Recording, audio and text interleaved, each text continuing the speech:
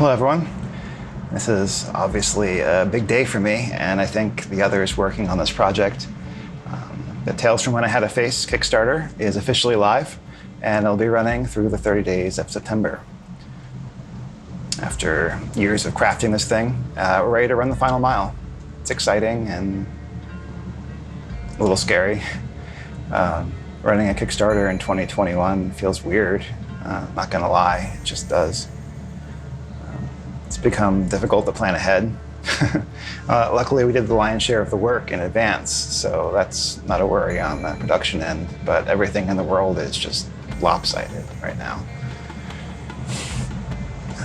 When we started preparing in May, I hoped and generally believed that by September we would have a reprieve, however temporary, from the ravages of COVID, at least in the US. As things have progressed in the other direction, I considered postponing, but I think at this point, the only way is forward. We have to continue living our lives, I guess, however we can. And for my part, I feel I'll need to finish it off. It's definitely a need. I was saying this to a friend recently. There are projects that can just sit in a drawer forever if need be, and others that I have to definitively finish them, or I will quite literally work on them the rest of my natural life. This is one of those, so it's time. I know we're all burnt out, and many of us are probably at our wits' end. Asking for donations for a literary art project just feels a little weird. I know there's evictions and there's fires and hurricanes and COVID and deadly political propaganda. But, I'm going to, because this is what I know how to do. It's what I can do. So today, on launch day, I thought it would be good to get into what was going on in my life while this was being created and why it took so long. There's a little sliver of it anyways. Part of it is just the reality of writing a book like this, all the excavation and foundation building that goes into cosmology and building the world. I was working off of what was kind of the mythos from the previous Fallen Cycle projects to a certain extent, but I also wanted to make sure that it could stand on its own 2 feet. If this is your first introduction to that mythos. And then we had to marry it fully with a considerable amount of illustration. Another factor is that a lot of it was constructed in crypt time. During the early sketching and notebook stages of this project in particular, I was still housing insecure and couch surfing and trying to navigate a combination of many chronic conditions that made working a normal job pretty much impossible. And as the housing situation stabilized, I built a kind of cocoon for myself and began the many-year process of trying to untangle the ever-shifting symptoms into diagnoses that can lead to management, if not treatment. And that's when a lot of this was being written, which is, writing is 9/10 walking, pacing, and cursing. So there's that also. I was going through, I guess, a kind of death. It sounds overblown, but it's true, of the life I'd known and my hopes for the type of life I might live. Our stories can trap us, ultimately, I think. And letting go of them is maybe the hardest of all at the end of things.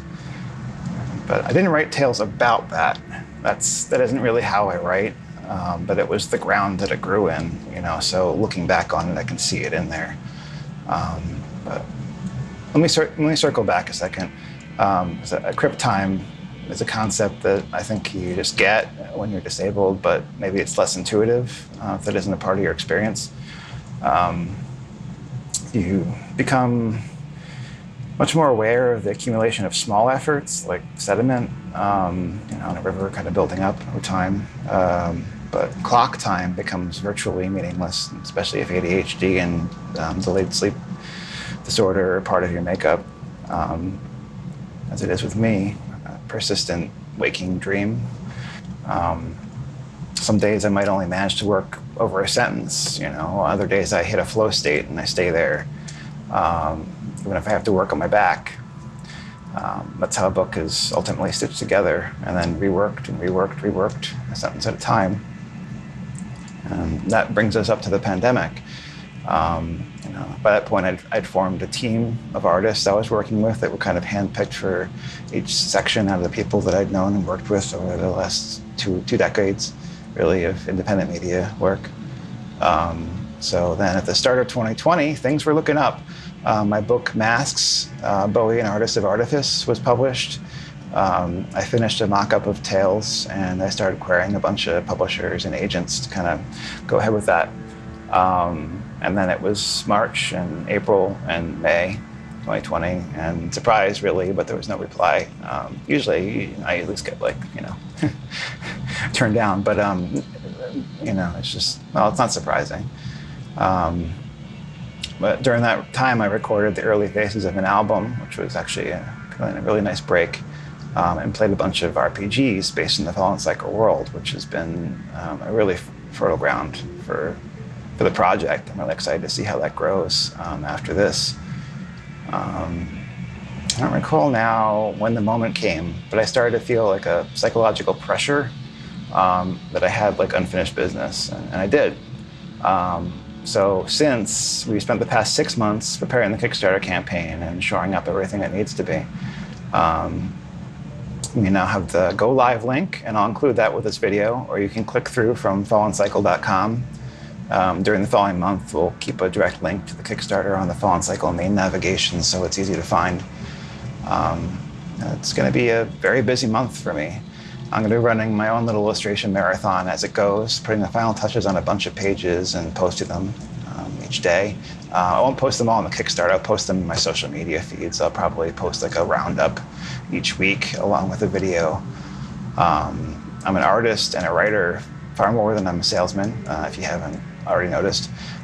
So that's where my efforts are hopefully best placed, but at the same time, it'll show more of the work that's going to be going into this thing. And I'll keep posting videos like this about the various dimensions of the project, which I hope some of you enjoy or find informative. And I hope many of you join me or explore deeper into the second world.